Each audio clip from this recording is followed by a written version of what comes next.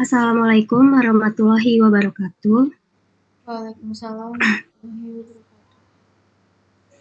Yang terhormat, dosen pengampu mata kuliah Manajemen Agribisnis, Mbak Ana Melani Iskom IMSC. Di sini, kami akan mempresentasikan tentang lingkungan dan faktor internal serta eksternal dalam sistem agribisnis dengan studi kasus pengembangan jamur merang di Kabupaten Karawang. Slide selanjutnya, Dev.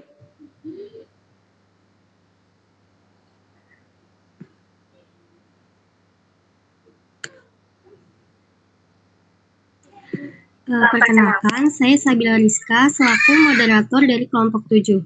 Di sini saya tidak sendiri, saya bersama rekan saya yaitu Diana dan Devaira Fahma Hoirunisa. Selanjutnya deh. Langsung saja ke pembahasannya yaitu lingkungan dalam sistem agribisnis.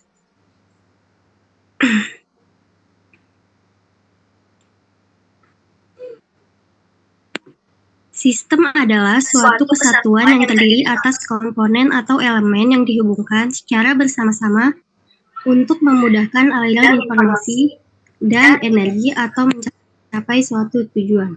Sedangkan lingkungan adalah hal-hal yang berada di luar sistem dan dapat mempengaruhi kinerja dari sistem itu sendiri. Selanjutnya dilanjutkan oleh rekan saya. Yang selanjutnya ada faktor yang dapat mempengaruhi sistem itu sendiri. Yang pertama ini ada hukum dan legalitas dalam berbisnis.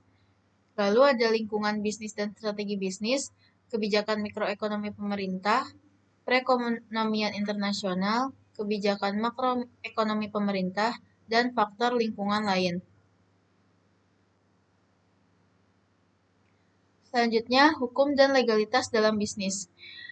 Hukum dan legalitas dalam bisnis ini melibatkan pengelolaan sumber daya alam, yakni baik dalam sumber daya manusia, pemanfaatan ilmu pengetahuan dan teknologi, partisipasi dalam penawaran dan permintaan, distribusi produk, rantai aliran keuangan, kebutuhan investasi atau modal kerja, bentuk dan struktur usaha, dan juga hukum dan legalitas usaha.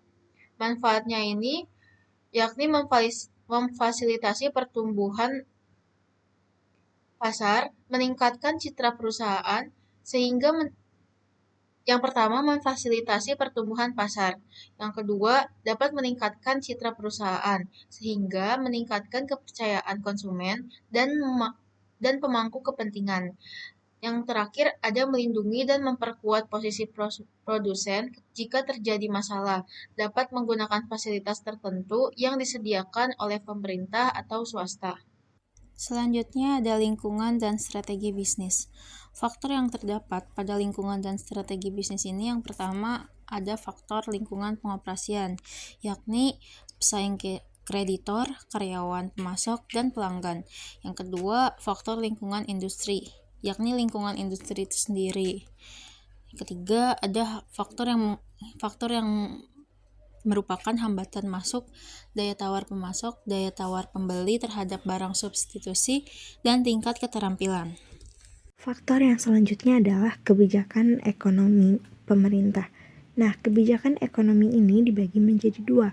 Yang pertama, ada kebijakan ekonomi mikro.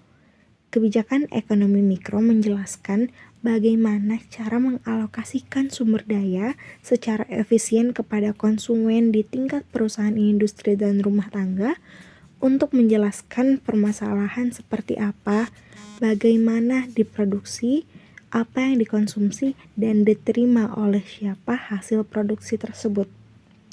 Berdasarkan pemahaman pasar dan mekanisme pasar, hal itu tentunya ditentukan melalui kekuatan antara permintaan dan penawaran. Aspek-aspek yang biasanya dianalisis di dalam mikroekonomi adalah interaksi pasar terhadap barang, interaksi pasar terhadap faktor-faktor produksi, serta perilaku pembeli dan juga perilaku penjual. Kemudian yang selanjutnya ada kebijakan ekonomi makro. Kebijakan ekonomi makro ini berkaitan dengan alokasi sumber daya yang ada di tingkat kelompok rumah tangga, keluarga, dunia usaha, dan industri, atau dengan kata lain biasanya disebut dengan di tingkat nasional. Ada dua kebijakan yang biasanya dilakukan oleh pemerintah untuk mengarahkan perekonomian makro ke arah yang lebih baik sesuai dengan harapan dan membawa manfaat. Dua kebijakan tersebut adalah kebijakan fiskal dan kebijakan moneter. Yang selanjutnya adalah ekonomi internasional. Pengaruh globalisasi perekonomian dunia menjadikan perekonomian nasional menjadi sebuah bagian dari perekonomian internasional dan menyebabkan tidak adanya negara yang dapat hidup terisolasi tanpa adanya hubungan ekonomi, keuangan, dan perdagangan internasional berupa impor dan ekspor. Kebijakan perdagangan internasional yang mempengaruhi sistem agraria diantaranya adalah kebijakan ekspor dalam negeri, serta kebijakan ekspor ke luar negeri, kebijakan impor, kebijakan devisa, serta kebijakan. Faktor yang terakhir adalah faktor lingkungan lain. Yang dimaksud dengan lingkungan lain di sini adalah seluruh faktor yang secara tidak langsung mempengaruhi terhadap sistem. Faktor dari kestabilan politik, faktor kondisi sosial budaya, serta kondisi keamanan. Selanjutnya boleh Devaira yang melanjutkan. Baik, yang selanjutnya ada faktor internal pada lingkungan sistem agribisnis jamur merang. Yang pertama ada manajemen sumber daya manusia.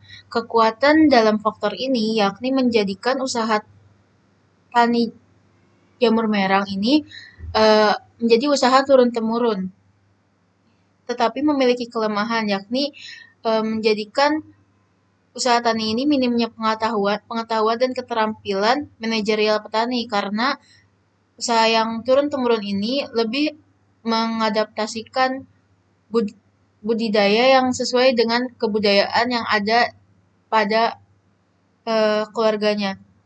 Lalu yang kedua, pemasaran. Pada pemasaran ini kekuatannya menjadikan usaha tani jamur merang ini mempunyai pelanggan tetap.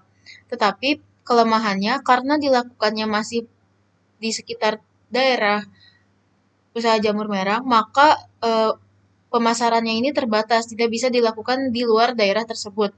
Lalu yang ketiga ada produksi dan operasi. Produksi dan operasi ini yang pertama lokasinya itu berada di dalam kawasan sentra produksi jamur merang. Yang kedua, memiliki ketersediaan bahan untuk media tanam. Lalu usaha tani jamur merang ini juga layak diusahakan dan memberikan keuntungan finansial. Kelemahannya, ketersediaan bibit jamur merang berkualitas ini belum memadai, dan yang kedua, tempat penangkaran bibit jamur merang ini belum tersedia dalam lahan yang luas, jadi masih terbatas. Lalu yang ketiga, ada keuangan. Keuangan di sini memiliki kelemahan yakni modal petaninya itu terbatas. Dan yang terakhir ada teknologi. Teknologi sendiri memiliki kelemahan yakni teknologi yang digunakan dalam usaha tani jamur merang ini masih menggunakan teknologi tradisional. Selanjutnya akan dibacakan oleh rekan saya. Oke, selanjutnya ini ada faktor eksternal pada lingkungan sistem agribisnis jamur merang.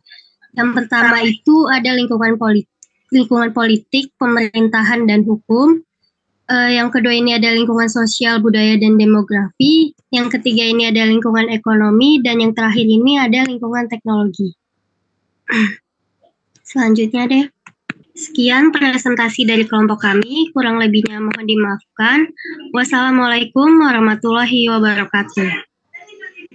Waalaikumsalam warahmatullahi wabarakatuh.